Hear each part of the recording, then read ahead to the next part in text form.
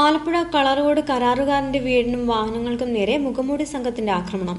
Tipper ലോറികളും മണ്ണുമാന്തി യന്ത്രങ്ങളും ഉൾപ്പെടെ 11 വാഹനങ്ങളും വീടിന്റെ മുൻവാതിലും ജനൽ ചില്ലുകളും അക്രമി സംഘം തകർത്തു.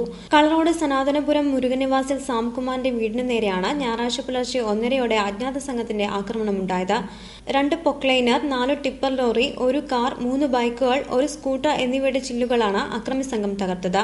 കൂടാതെ വീടിന്റെ പ്രധാന വാതിൽ മാരകായുധങ്ങൾ ഉപയോഗിച്ച് വെട്ടിപ്പൊളിച്ചു. വീടിന്റെ മുന്നിലെ 8 ജനലുകളുടെയും പിന്നിലെ 1 ജനലിന്റെയും ചില്ലുകൾ തകർത്തു. 2.5 ലക്ഷം രൂപയുടെ നാശനഷ്ടമുണ്ടായതായാണ് കണക്കുകൂട്ടൽ.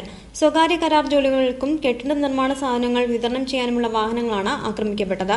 ആക്രമണം നടക്കുമ്പോൾ സാംകുമാർ, ഭാര്യ രാഖി, മകൻ അതുൽ കൃഷ്ണൻ, സാംകുമാറിന്റെ സഹോദരൻ ശിവകുമാർ, ഭാര്യ പ്രിയ എന്നിവർ വീട്ടിലുണ്ടായിരുന്നുവെങ്കിലും ഭയന്ന് പുറത്തിറങ്ങിയില്ല. അരമണിക്കൂർ നേരം സംഘം ഭീകരാന്തരീക്ഷം സൃഷ്ടിച്ചു.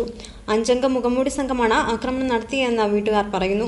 സ്കൂട്ടറിലും ജനലിലും വടിവാൾ കൊണ്ട് വെട്ടിയതുപോലെയുള്ള അടയാളമുണ്ട്. ഇരുമ്പ് തണ്ടുകൊണ്ട് അടിയേറ്റ പോലെയാണ് കാറിന്റെയും മറ്റും ചില്ല് തകർത്തിരിക്കുന്നത്. ഉടമസ്ഥന്റെ പരാതിയിൽ പുന്നപ്ര പോലീസ് കേസെടുത്ത് അന്വേഷണം ആരംഭിച്ചു. കരാറുകാർ തമ്മിലുള്ള വൈരാഗ്യമാണോ ആക്രമണത്തിന് പിന്നിലെന്നും പോലീസ് അന്വേഷിക്കുന്നുണ്ട്.